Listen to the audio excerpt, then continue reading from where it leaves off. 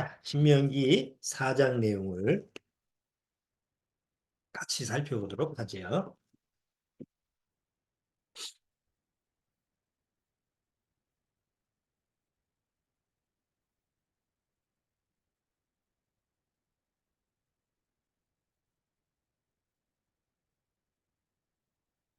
자, 신명기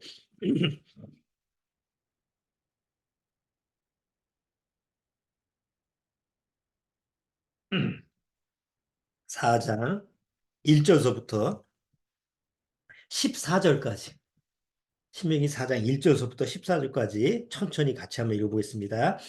이스라엘아, 이제 내가 너희에게 가르치는 규례와 법도를 듣고 준행하라. 그리하면 너희가 살 것이요 너희의 열조의 하나님 여호와께서 너희에게 주시는 땅에 들어가서 그것을 얻게 되리라. 내가 너희에게 명하는 말을 너희는 가감하지 말고 내가 너희에게 명하는 너희 하나님 여호와의 명령을 지키라. 여호와께서 바알부올의 일을 인하여 행하신 바를 너희가 목도하였거니와 바알볼을 쫓은 모든 사람을 너희 하나님 여호와께서 너희 중에서 진멸하셨으되 오직 너희의 하나님 여호와께 붙어 떠나지 않은 너희는 오늘까지 다 생존하였느니라.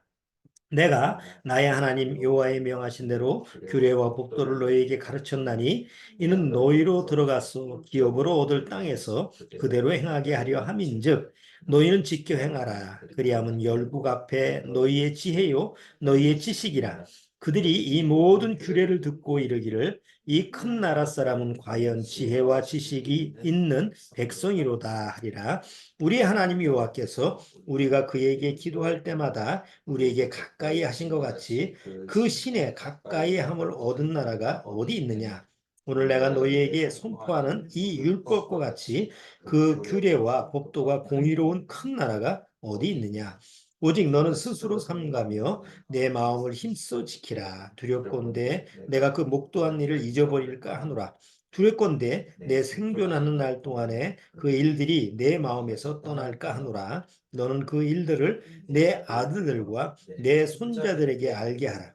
내가 호렙산에서 내 하나님 여호와 앞에 섰던 날에 여호와께서 내게 이르시기를 나를 위하여 백성을 모으라. 내가 그들에게 내 말을 들려서 그들로 세상에 사는 날 동안 나 경외함을 배우게 하며 그 자녀에게 가르치게 하려 하노라 하심에 너희가 가까이 나와서 산 아래 서니 그 산에 불이 붙어 화염이 충천하고 유황과 구름과 흑암이 덮였는데 여호와께서 화염 중에서 너희에게 말씀하시되 음성뿐이므로 너희가 그 말소리만 듣고 형상은 보지 못하니라.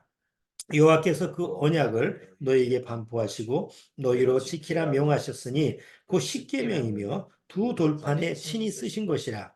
그때 여호와께서 내게 명하사 너희에게 규례와 법도를 교훈하게 하셨나니 이는 너희로 건너가서 얻을 땅에서 행하게 하려 하심이니라. 잠깐 기도드리고 말씀 같이 교제 나누도록 하겠습니다. 하나님 아버지 감사합니다. 이 마지막 때 우리에게 하나님의 말씀으로 교훈과 바르게 함과 정말 의로 교육하기에 생명 있는 그런 말씀을 우리에게 주셨습니다. 구원받고 나서 순종하는 길은 바로 하나님의 말씀을 항상 경청하고 그 마음속에서 그 하나님의 말씀을 늘 묵상하고 또 그 말씀에 순종하는 자세가 하나님 앞에서 우리에게 원하시는 구원받은 사람의 크리스찬의 실제 참 모습이 되는 줄 압니다. 그럼에도 불구하고 우리는 여전히 또 하나님의 말씀을 잊어버리고 그 말씀에 순종하지 못하는 그런 모습을 취할 때가 많이 있습니다.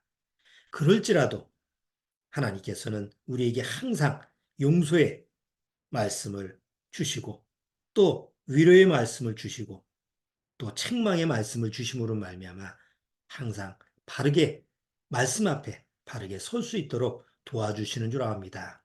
이 마지막 때에 그 말씀이 없다면 그 살리는 말씀이 없다면 우리는 한시라도 살아갈 수가 없는 줄 압니다. 오늘 이렇게 주님의 말씀 앞에 같이 모여 싸우니 오늘도 귀한 말씀으로 말미암아 우리 심령을 다시 한번 말씀 앞에 새롭게 세워 주옵소서. 시종을 주님께 부탁드리오며 예수님의 이름으로 기도드리옵나이다. 아멘.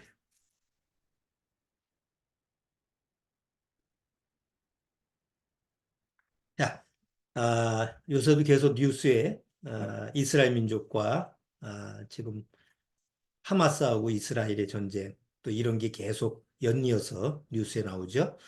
지난주에는 저 유엔에서 또 팔레스타인을 국가로 하나의 국가로 인정하는 그런 결정을 내렸어요.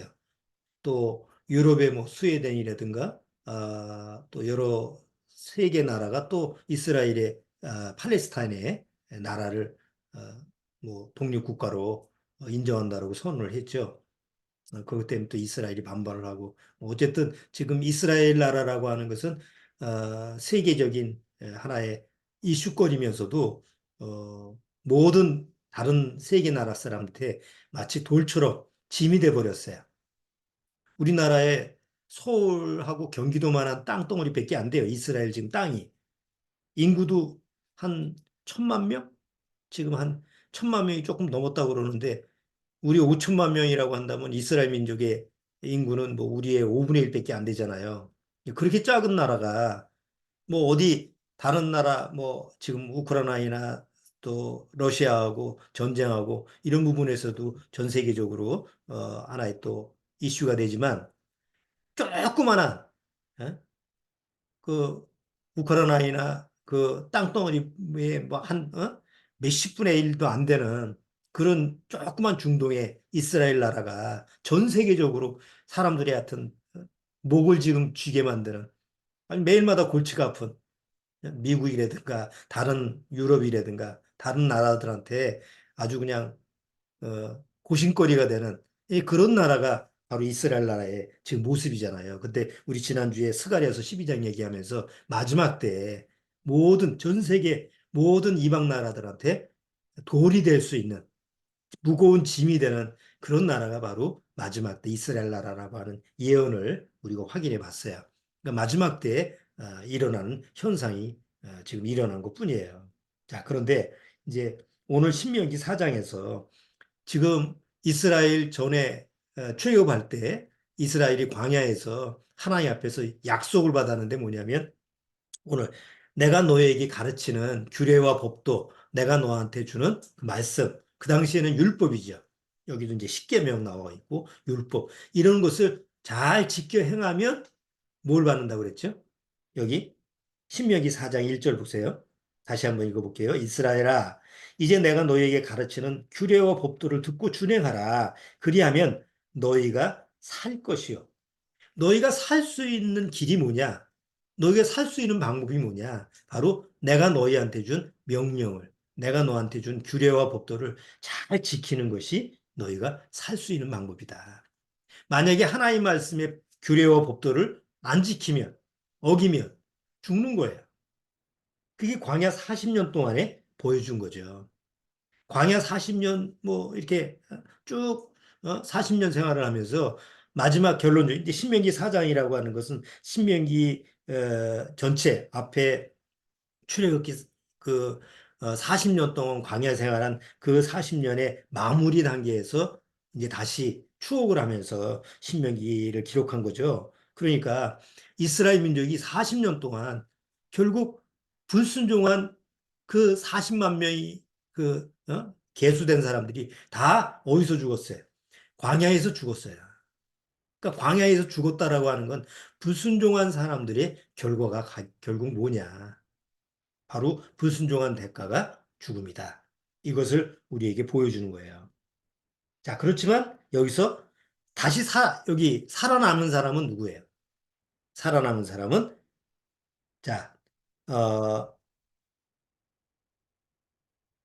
아까 읽었던 내용 다시 읽어볼게요. 4절에 오직 너희의 하나님 여호와께 붙어 떠나지 않은 너희는 오늘까지 다 생존하였느니라. 떨어지지 않고 나 하나님한테 이렇게 붙어 있는 자는 지금 살아남았다. 이제 이게 신명기 4장에서 역사에서 보여주는 장면이죠. 자, 이스라엘이 여기 4장 25절부터 28절 잠깐 아까 읽진 않았는데 그 내용을 한번 볼게요. 신명기 4장 25절. 4장 25절. 4장 25절. 내가 그 땅에서 아들을 낳고 손자를 얻으며 오래 살 때 만일 스스로 부패하여 무슨 형상의 우상이든지 조각하여 내 하나님 여호와 앞에 악을 행함으로 그의 노를 격발하면 내가 오늘날 천지를 불러 증거를 삼노니 너희가 요단을 건너가서 얻는 땅에서 속히 망할 것이라 너희가 거기서 너희 날이 길지 못하고 전멸될 것이니라.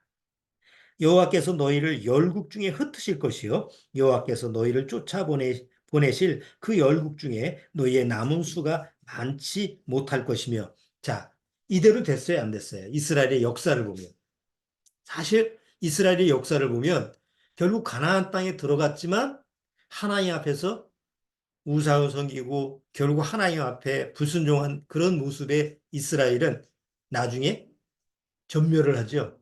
그리고 나라를 잃고 전 세계로 흩어져요. 그게 유명한 디아스포라잖아요. 전 세계에 흩어져서. 그러니까 그대로 하나님이 지금 신명기에 모세가 기록한 말씀대로 그대로 된 거예요. 자, 그러다가 28절 너희는 거기서 이제 전 세계로 흩어져서 이제 흩어져 있다가 너희는 거기서 사람의 손으로 만든 바 보지도 못하며 듣지도 못하며 먹지도 못하며 냄새도 맡지 못하는 목석의 신들을 섬기리라. 그러나 내가 거기서 내 하나님 여호와를 구하게 되리니 만일 마음을 다하고 성품을 다하여 그를 구하면 만나리라. 그 이 모든 일이 내게 임하여 혼란을 당하다가 끝날에 마지막 때에 마지막 날에 내가 내 하나님 여호와께로 돌아와서 그 말씀을 청종하리니 여기 끝날에 내가 내 하나님 여호와께로 돌아와서 그 말씀을 듣게 될 때가 온다. 이게 지금서부터 거의 3,500년 전에 기록된 예언의 말씀인데 지금 우리는 그것이 성취된 그 이스라엘의 역사가 하나님의 말씀대로 성취됐다라고 하는 것을 우리가 목격을 하고 있는 거예요. 그렇죠? 1948년 5월 17일 날 이스라엘이 독립을 하고 돌아왔어요. 물론 이스라엘 민족이 하나님 말씀에 잘 순종해서 돌아온 게 아닙니다. 하나님 말씀에 순종하게 하기 위해서 하나님이 사방 동서남북에서 모으신다고 약속을 했죠. 이사야서나 저기 에레미야서 이렇게 보면 예언이 되어 있는데 너희가 마지막 때 내가 너희를 동쪽에서 북쪽에서 서쪽에서 남쪽에서 다 모으리라고 했어요. 그 지금도 이스라엘 민족이 전 세계에 흩어져 있는 이스라엘 유대인들이 많은데 요즘에 가자지구가 하마스하고 전쟁하면서 반유대주의가 전 세계적으로 펼치니까 사람들이 불안하잖아요. 그렇죠? 막 유대인들을 미워하고 또 길에 지나가다가 뭐 유대인이면 막 폭행을 하고 뭐 이런 사건이 뭐 비일비재하게 일어나니까 전 세계에 흩어져 있는 사람들 중에서 유대인들이 야 이거 뭐 우리 집밖에 없다. 우리가 살 곳은 저 예루살렘밖에 없다. 해서 이제 이주를 많이 하는 거예요. 요즘도 다시 그래서 요걸 알리아라고 그러죠. 자기 고토로 돌아간다. 그래서 그걸 알리아라고 해서 알리아 운동이 벌어져요. 유대인들이 이제 이스라엘에 사는 유대인들이 아니면 또 복음주의에 이런 사람들이 돈을 모아서 그 전 세계에 있는 유대인들이 예루살렘에 돌아올 때 도와주는 그런 모습을 우리가 이제 보게 돼요. 왜 마지막 때 돌아오느냐? 하나님이 약속하셨기 때문에 돌아오는 거야. 지금 웨스트뱅크라고 하는 서안 지구에 지금 이제 이스라엘하고 팔레스타인하고 계속 문제가 되는 게 뭐죠? 팔레스타인 사람이 웨스트뱅크에서 거기 쫓겨나가지고 이제 그나마 거기서 살고 있는데 이스라엘이 자꾸 내쫓는 거예요. 정착촌을 세우기 위해서. 그래서 팔레스타인 사람이 살고 있는 땅을 빼앗고 또 팔레스타인 사람이 사는 그 지역을 야금야금 이렇게 뺏어가면서 내쫓아가면서 거기다가 요즘 얘기하면 아파트처럼 세워서 정착촌을 세우는 거죠. 그러면 그 정착촌이 왜 필요하냐? 전 세계에 있는 유대인들이 자꾸 들어오는 거예요, 숫자가. 자꾸 들어오면 그들을 살게 할 수 있는 공간이 필요하거든요. 그러니까 그런 공간을 어디다가 만드느냐? 팔레스타인 사람들이 지금 또 쫓겨나서 자리 잡고 있는 그런 종착촌에다가 거기다가 종착촌을 조금 하니까 팔레스타인 사람들은 또 거기 또 난리죠. 살고 있는 우리를 내쫓고 거기다가 정착적으로 세우니까 또 그거 가지고 또 테러를 하고 그게 지금 계속 반복되는 거예요. 근데 이스라엘 입장에서는 이건 우리 땅이니까 하나님이 약속하신 땅이니까 우리 유대인들이 사는 게 마땅하다. 지금 네타냐후가 가자 지역에서도 그런 생각을 가지고 있는지 모르겠어요.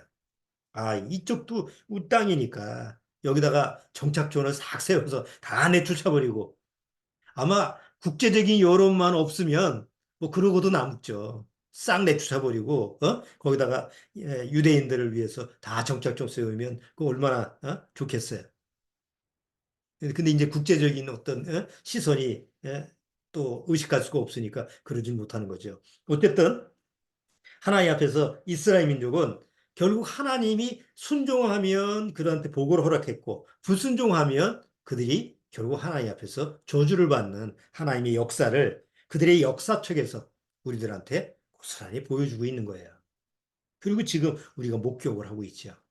자, 아, 신명기 4장 조금 더 볼게요. 29절.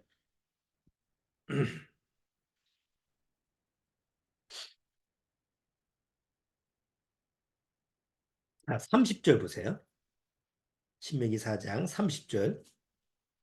이 모든 일이 내게 임하여 환난을 당하다가 이 모든 일이 내게 임하여 환난을 당하다가 이거는 예언이지만 지금 우리는 뭐예요? 이미 예언이 성취된 역사를 보고 있잖아요. 그래서 2000년 동안 이스라엘 민족이 전 세계에 흩어져서 하나님이 예언하신 대로 그대로 고통을 당하였죠. 자, 환난을 당하다가 끝날에 내가 내 하나님 여호와께로 돌아와서 그 말씀을 청종하리니 내 하나님 여호와는 자비하신 하나님이시라. 그가 너를 버리지 아니하시며 너를 멸하지 아니하시며 내 열조에게 맹세하신 언약을 잊지 아니하시리라. 해서 결국 하나님 앞에 다시 돌아와서 그 말씀을 듣게 하겠다 이렇게 하는 거예요. 자, 그러면 지금 이스라엘 민족이 하나님 말씀을 청종하나요? 지금 유대인들이? 그럼 하나님 말씀에 충종한다라고 하는 것은 증거가 있어야 돼요. 하나님 말씀에 내가 순종한다라고 하는 증거가 뭐냐면 바로 하나님이 보내신 아들 메시아를 믿어야지 진짜 순종하는 거잖아요. 그렇죠? 우리가 하나님 앞에서 순종한다. 뭐 십계명에 순종하고 뭐 일일이 뭐 그렇게 순종한다라고 하는 그런 그 내용이 아니고 정말 우리가 하나님 앞에서 구원받고 순종하는 사람이라고 하는 가장 확실한 증거가 뭐예요? 예수님을 내 안에 영접한 거잖아요. 그게 순종하는 증거죠. 믿음의 증거예요, 그게. 아, 내가 하나님 앞에 순종하고 있다라는 것을 어떻게 알고 있느냐? 내 안에 누굴 모시고 있는 거예요? 예수님을 모시고 있으면 그게 하나님 앞에서 순종의 증거가 되는 거죠. 그리고 그 이후에 이제 뭐 하나님의 나머지 말씀들을 듣고 순종하고 이런 게 필요한 거예요. 근데 유대인들은 지금 신약을 믿질 않는 거잖아요. 예수님을 믿지 않는 거예요. 아니, 믿을 수가 없는 거예요. 믿어지지가 않으니까. 자기 조상들이 이미 예수님을 십자가에 내줬는데 그 이후에 유대인들도 예수님은 하나님이 보내신 아들이 아니야. 뭐 한 선지자의 한 종류지 좋게 봐주면. 그러니까 믿을래야 믿을 수가 없는 거예요. 그래서 마지막 때 성경에서 하나님은 유대인을 하나님 말씀에 순종하기 위해서 뭐가 필요한 거예요? 아주 극심한 환란이 필요한 거예요. 다른 민족하고 다르게 우리 이방 민족은 좀 하나님 안 믿고 좀 세상에서 고통을 당해도 조금 하나님이 이게 바람만 불어도 정신 차려야지. 이거 큰일 났구나. 이게 큰 문제구나. 이렇게 이제 경각하는데 깨는데 유대인들은 이게 본성적으로 그게 안 되는 거예요. 왜냐하면 밑바탕서부터 뭘 가지고 있어요? 하나님을 믿는 나름대로의 종교적인 믿음을 가지고 있잖아요. 우리가 복음을 전도할 때 누가 제일 힘들어요? 차라리 하나님도 모르고 아무것도 모르면 얘기라도 하잖아요. 근데 기본적으로 교회 좀 조금 나가고 구원의 복음을 좀 듣고 성경도 좀 조금 공부했다라고 하는 사람한테 복음 전하기가 더 어렵잖아요. 그렇죠? 천주교 다니는 사람한테 성경도 모르는데 더 어려운 이유가 뭐예요? 밑바탕에 나는 하나님의 자녀야. 이게 깔고 있는 사람한테는 뭐 뭔 얘기를 해도 이게 안 들으려고 하는 거예요. 유대인들이 지금 그거예요. 주상 대대로 우리는 하나님을 믿는 민족이야. 그러니까 너희들보단 내가 더 알아. 이런 밑바탕에 하나님에 대한 지식이라는 게 있다 보니까 거기다가 뭐 안 되는 거예요. 그래서 하나님은 유대인들이 가장 정말 누구도 견딜 수 없는 그런 환란 가운데 물론 2000년 동안에도 그 환란 속에 살았지만 그 정도는 안 돼요.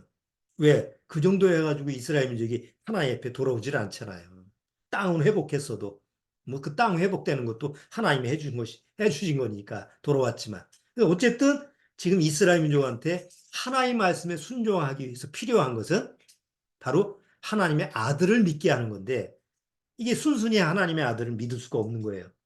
그래서 적그리스도로 하여금 이스라엘 민족으로 고난을 받게 해서 환난을 받게 해서 아 적그리스도가 우리가 기다리는 그리스도가 아니구나라는 것을 깨닫게 하는 시간이 필요한 거예요. 그게 7년대 환란이고 그 7년대 환란 속에서 이스라엘 민족은 정신을 차리고 하나님 앞에서 돌아오게 되는 게 하나님이 앞으로 계획하신 우리가 마주하게 될 계획이라는 거예요. 하나님의. 지금 그 길로 가고 있는 거죠. 그런데 지금은 그런 하나님의 계획에 바로 입구나 마찬가지예요. 왜? 지금 이스라엘이 처한 환경이 점점 세상에서 왕따가 되고 모든 사람의 미움이 대상이 되고 자칫 잘못하면 진짜 완전히 전멸할 수밖에 없는 그런 지경까지 간 것이 지금 이스라엘 민족의 역사거든요. 자, 거기서 이제 우리가 과연 하나님 앞에서 이건 이스라엘 민족의 역사지만 우리는 이스라엘의 역사를 눈으로 목격하면서 어떤 교훈을 받아야 되냐. 동일한 거죠. 여기 구약이지만 하나님이 뭐라고 했어요? 내 말에 내 법규와 규례를 듣고 준행하면 순종하면 너희는 살 것이다. 자, 우리가 구원받고 나서 동일하게 하나님 말씀이 어떻게 적용돼요? 하나님의 말씀에 하나님 말씀을 듣고 순종하면 너희는 살 것이다. 동일하게 적용되는 거예요. 자, 우리가 예수님 당시에 예수님이 제자들을 불러놓고 이런 표현을 했어요. 너희가 어린아이가 되지 않으면 천국을 바라볼 수가 없다. 어린아이에 대한 비유를 가끔 얘기하셨죠. 한번 마태복음 18장을 한번 볼게요.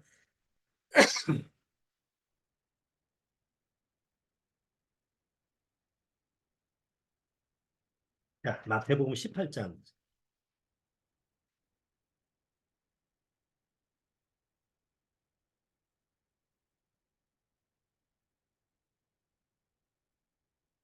자, 마태복음 18장.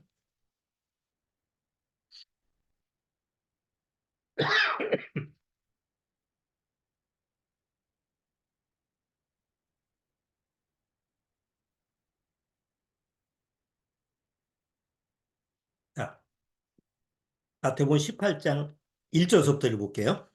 그때 제자들이 예수께 나와 가로되 천국에서는 누가 크니까 예수께서 한 어린아이를 불러 저희 가운데 세우시고 가라사대 진실로 너희에게 이르노니 너희가 돌이켜 어린아이와 같이 되지 아니하면 결단코 천국에 들어가지 못하리라. 그러므로 누구든지 이 어린아이와 같이 자기를 낮추는 그이가 천국에서 큰 자니라. 여기서 어린아이에 대한 비유를 얘기하면서 이제 제자들이 천국에서 누가 큽니까? 얘기하니까 예수님이 너희가 어린아이와 같이 되지 않으면 천국에 갈 수가 없다. 이렇게 표현을 하잖아요. 그러면 어린아이의 어떤 모습을 얘기하는 거예요? 단순한 모습이죠. 하나님 말씀에 단순히 그 하나님 말씀을 듣고 이렇게 자세를 낮추는 이런 자세를 얘기하는데 자, 우리가 한번 예를 들어서 이렇게 한번 생각해 보죠. 집에서 아이들을 키워요. 내 자식들을 키워요. 그 다 애들 유치원생 이런 아이들이에요. 아이를 키우는데 그 아이가 엄마 말을 잘 듣나요? 잘 들으면 애기가 아니죠. 그렇죠? 어린아이가 아니죠. 뭐 애들은 말을 안 듣게 돼 있어요. 이 죄로 태어났기 때문에 말을 들으면 안 돼. 어? 자, 그런데 그런 상황에서도 그 아이들 중에서 어린 아기 중에서 어떤 아이는 부모의 마음을 헤아리는 아이가 있고 어떤 아이는 그냥 어린 아이가 있어요. 이해가 되십니까? 어?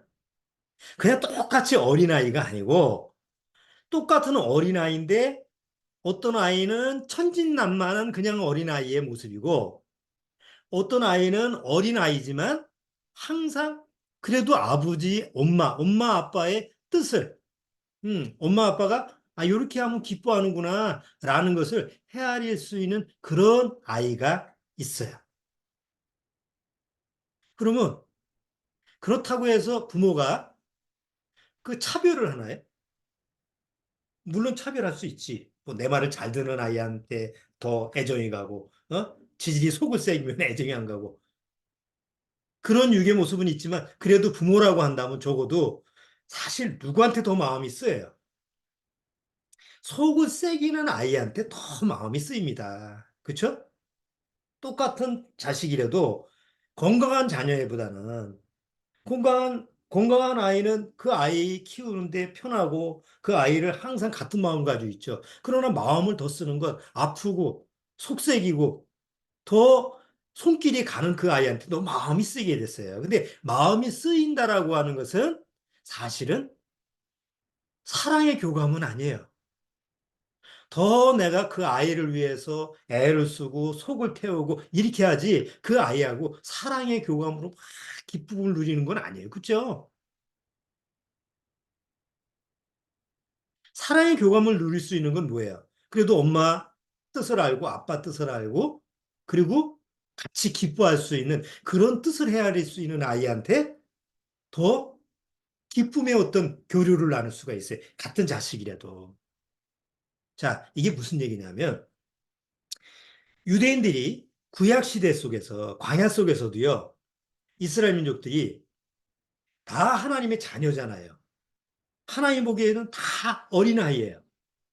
철없는 어린아이예요.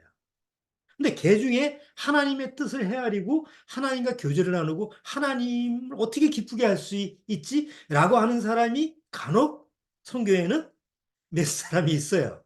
그렇죠? 우리가 그 중에 성경을 보면 모세 같은 인물. 그렇죠?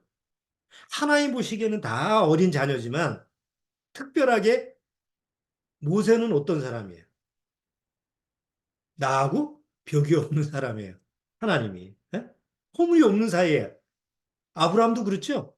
그 많은 사람들 중에서 아브라함은 하나님이 친히 친구라고 했어요. 아브라함의 조카 롯은 하나님이 롯에 대해서 뭐 얘기한 게 없어. 뭐 친구고 어쩌고 저쩌고 하고 없어요. 그냥 다만 베드로후서에 보면 그는 의로운 자, 다행히 그 말이 기록돼 있으니까 아이고 천국에서 볼 수 있겠다라고 하지. 그런 말이 없었다면 늘 퀘스천 마크였어요. 롯이 구원받은 사람 맞아? 이룰 수 있는 사람이 롯인데 동시대에 있었던 사람이지만 아브라함은 어떤 사람이에요? 내가 그를 벗이라고 하였다. 이렇게 하나님 앞에 특별히 친교를 나누는 같은 어린아이의 모습이라 할지라도 그 엄마 아빠하고 더 기쁨으로 말미암아 서로 친교를 나눌 수 있는 어린아이가 있고 여전히 철없이 천진난만하게 그러면서도 부모의 사랑은 여전히 받고 있는 그런 어린아이가 있을 수 있다는 거죠. 자, 이것은 구원받고 우리의 모습하고 같다고 생각을 해요. 우리도 여전히 구원받으면 성경에서 하나님 뭐예요? 너희는 하나님의 자녀다. 그럼 자녀라고 하면 장성한 자녀가 아니죠. 여전히 어린아이야. 여전히 그냥 철없는 어린아이야. 그런데 똑같은 어린아이라 할지라도 개 중에 좀 아버지의 뜻을, 엄마의 뜻을, 그러니까 부모의 뜻을 알아서 부모를 어찌하면 기쁘게 할 수 있지? 이런 마음을 헤아릴 수 있는 그런 어린아이가 있는 반면 모든 걸 같이 누리면서 먹고 자고 입고 옷도 부모님한테 혜택을 받고 뭐 부모님이 뭐 용돈 주고 학교도 보내주고 모든 걸 다 누리면서도 야, 난 부모님이 이렇게 다 잘해주니까 행복해. 너무 좋아, 너무 기뻐. 그리고 자기 만족에 빠져 살 수 있는 그런 수많은 어린아이가 있고 똑같이 다 누리지만 아우 내가 엄마 아빠한테 해드릴 건 없지만 그래도 마음으로 기쁘게 해드려야지. 이런 것을 헤아릴 수 있는 그런 조금 특별한 어린아이가 있고 과연 하나님 앞에서 하나님이 기뻐할 수 있는 대상 하나님은 똑같이 사랑하고 똑같이 모든 걸 제시하지만 모든 걸 누리게 하지만 그렇죠? 구원받고 나서 하나님 말씀에 불순종했다고 해서 아이 저거 아이 속썩이고 내가 괜히 구원시켰네. 그럼 얘는 은혜를 절반만 줘. 아이 쟤는 은혜 줄 필요가 없어. 이러진 않는다는 거죠. 하나님이 똑같은 해가 똑같이 악인한테나 선인한테 똑같이 비춰지는 것처럼 그렇죠? 해라고 하는 것은 살인자한테도 해가 비치잖아요. 살인했다고 해서 해가 비껴가나요? 하나님의 은혜가 그렇다 이거예요. 하나님의는 누구한테나 다 일방적으로 적용이 돼요. 구원받은 사람이라고 한다면. 문제는 스스로 구름을 만들어서 하나님의 그 늘 내려지는 은혜를 스스로 못 받는 사람이 있는 반면 그 구름을 거쳐가지고 항상 하나님의 은혜를 받고 있는 사람이 있고 우리가 구원받아도 그런 모습으로 똑같이 살아가는 거예요. 그래서 이스라엘 민족의 역사를 통해서 우리가 그런 것을 교훈을 받을 수 있는 거죠. 아, 어떤 사람은 구원받은 것 참 귀하네. 난 구원받고 나서 하나님 앞에 천국 가네. 난 구원받고 나서 너무 좋네. 그러면서 늘 구원받은 거에 대해서 좋아해요. 그렇지만 감사한 마음은 없어요. 근데 어떤 사람은 구원받은 것을 좋아하고 기뻐하면서 감사해요. 뭔 차일까요? 똑같은 구원을 받았지만 누리는 정도의 차이가 다를 거예요. 자, 우리가 어, 구약시대의 아까 신명기 내용을 보면 하나님의 법규와 법도를 지켜 행하면 돼 있는데 그 당시에 하나님의 법규와 법도는 뭐예요?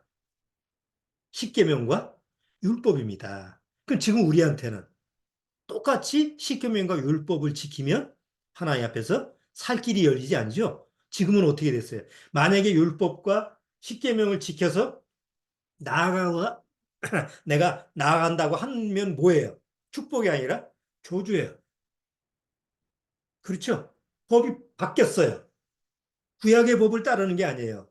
그 당시에는 옛날 시대에는 예수님이 오시기 전이고 예수님의 생명으로 오는 새로운 법이 없었어요. 그냥 그 당시에는 구약법이에요. 율법이에요. 다만 제사법이 있었기 때문에 앞으로 오실 예수님의 모형이 있었기 때문에 그들은 제사법을 지켜야만이 그것이 그 당시에 그들한테 적용되는 은혜의 법이 되죠. 근데 지금은 우리한테 새 계명이 왔어요. 바로 예수님이 주신 새 계명이에요. 예수님이 뭐라고 했어요? 내가 너에게 새 계명을 준다고 했어요. 옛 계명이 아니고 새 계명을 주신다고 그랬죠? 그거 한번 볼까요? 요한복음 14장.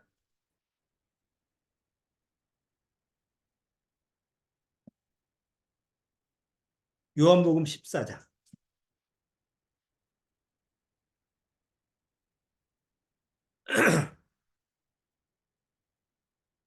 자, 요한복음 14장 21절.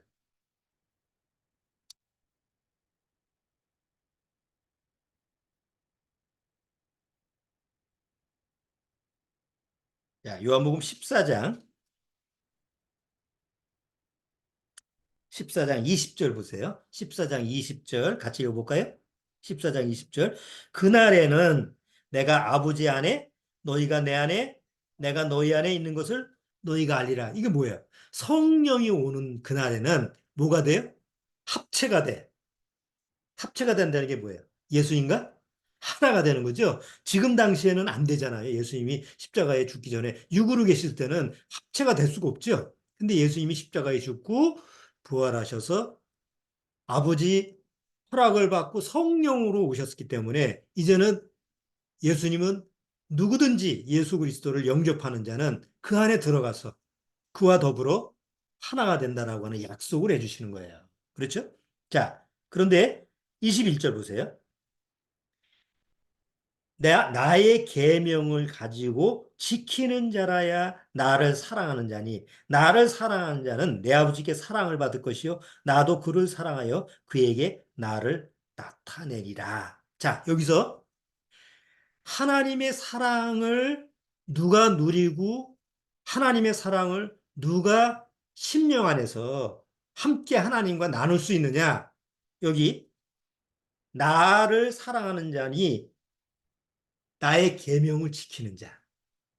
율법이 아니죠? 이거 옛날에 이게 우리도 율법 문제 막 시끄러울 때 이게 계명이 율법이 아니냐 뭐 이런 식으로 가지고 논란이 됐었죠.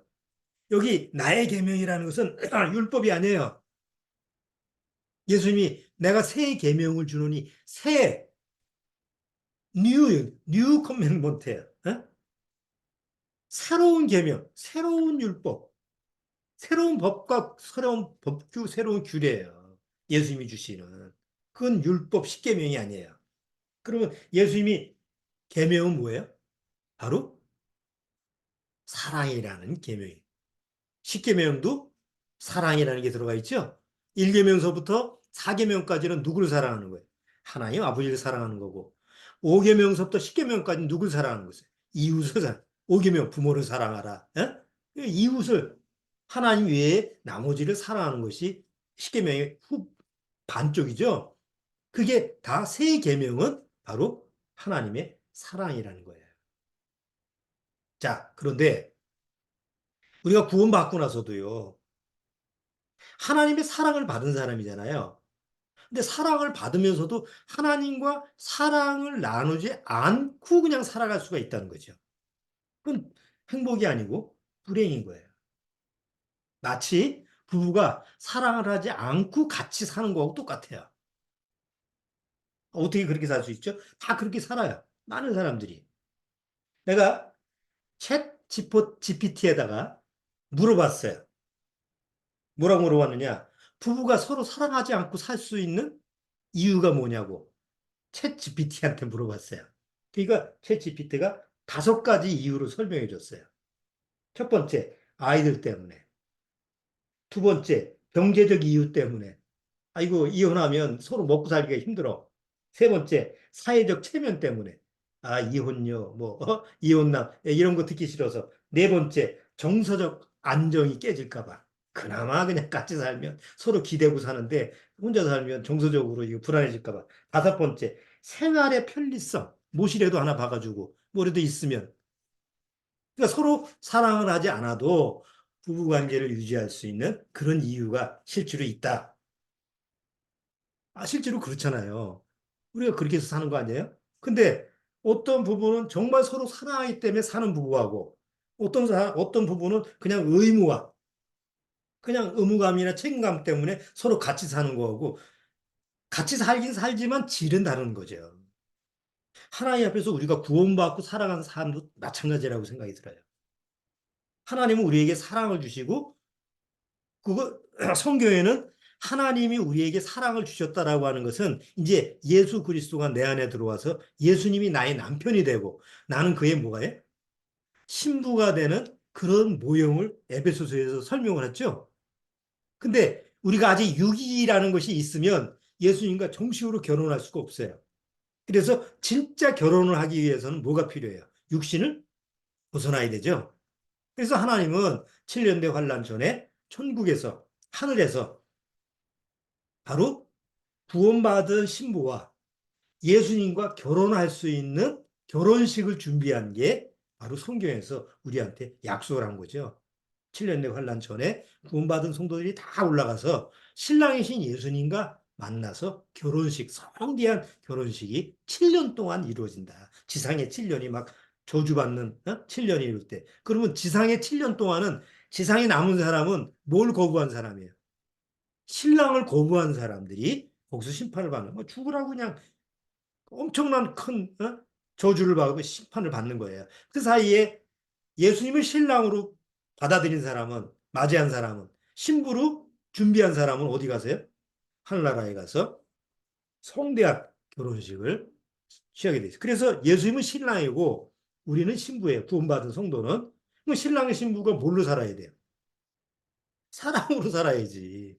그렇죠? 근데 실제로 그 사랑으로 예수님과 사랑으로 사는 부부관계를 하는 사람이 있는 반면 안타깝게도 대다수 사람들은 그냥 의무감 아니면 뭐 구원받았다라고 하는 그런 어떤 그 명분? 또 아까 얘기한 챗 GPT가 얘기한 것처럼 여러 가지 그 이유 때문에 뭐 이건 부부관계도 아니고 예수님과 무슨 예수님을 신랑으로 생각하는 것도 아니고 또 남편이라고 하긴 뭐하고 친구라고 하긴 뭐하고 또 이웃이라고 하긴 뭐하고 아주 애매한 위치로 예수님과 그 가족 관계를 유지하는 많은 사람들이 있다는 거죠. 그게 이제 라오디게아 교회 시대의 특징이에요. 차지도 않고 덥지도 않은 시대.